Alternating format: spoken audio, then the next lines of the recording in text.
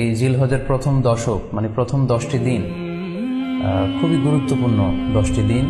আল্লাহ তাআলার কাছে খুবই পছন্দনীয় এই 10 দিনের আমলগুলো, এমনকি জেহাদের চাইতেও বেশি হাদিসে এসেছে। এবং কালামুল্লাহ মাজিদে আল কোরআন আল কারিমে আল্লাহ তাআলা এই জিলহজের প্রথম 10 দিনের শপথ করেছেন। এই 10 দিনের এবাদত আল্লাহ তাআলার কাছে এত বেশি পছন্দনীয় হওয়ার কারণ হচ্ছে এই 10 দিনে আল্লাহ তাআলা উম্মাহাতুল ইবাদাত অর্থাৎ যত মৌলিক ইবাদত আছে সবগুলো মৌলিক ইবাদতের একটা সমন্বয় করেছেন জিলহজ মাসের এই প্রথম 10 দিনে, যেটা বছরের অন্য কোনো সময় কিন্তু পাওয়া যায় না। কারণ এই 10 দিনের ভেতরে সালাত আছে, নফল সিয়াম আছে, সাদাকা আছে, কুরবানি আছে, হজের প্রসঙ্গটা আছে, যেটা বছরের অন্য কখনো এরকম উম্মাহাতুল ইবাদাত অর্থাৎ যত মৌলিক ইবাদত আছে সব মৌলিক ইবাদতের কম্বিনেশন সমন্বয় বছরের কোনো সময় কিন্তু আসলে হয় না, যেটা হয়ে থাকে জিলহজ মাসের প্রথম এই 10 দিনের ভেতর। এজন্য এই 10 দিনের ইবাদত আল্লাহ তাআলার কাছে অত্যন্ত বেশি প্রিয়। এজন্য আল্লাহ রাসূল সাল্লাল্লাহু আলাইহি ওয়াসাল্লাম এই 10 দিনে যাতে আমরা বেশি বেশি নফল ইবাদত করি আমাদেরকে উৎসাহিত করেছেন। পাশাপাশি আমরা যেন বেশি বেশি তাহমিদ, তাহলিল, তাকবীর দিয়ে এই 10টি দিনকে মুখরিত করে রাখি, এজন্য তিনি আমাদেরকে আদেশ করেছেন।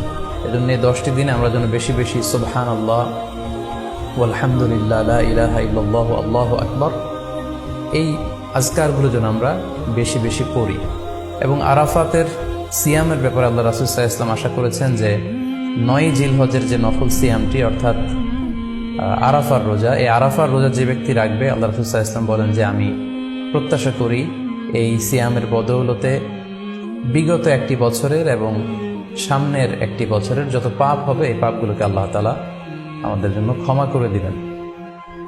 এবং জিলহজের 9 তারিখ ফজর থেকে কিন্তু আমাদেরকে ওয়াজিব তাকবীর পাঠ করতে হয়, আমরা জানি সেটা শুরু হয় আরাফার দিন ফজর থেকে। 9 তারিখ ফজর থেকে শুরু করে 13 তারিখ আসর পর্যন্ত এই তাকবীরগুলো প্রত্যেক সালাতের পরে পড়া আমাদের জন্য আবশ্যক। আমরা যেন এই নফল আজকারগুলো, এই নফল তাকবীরগুলো যাতে আমরা বেশি বেশি করে দেই। এবং যারা কুরবানি করার জন্য ইচ্ছা পোষণ করেছেন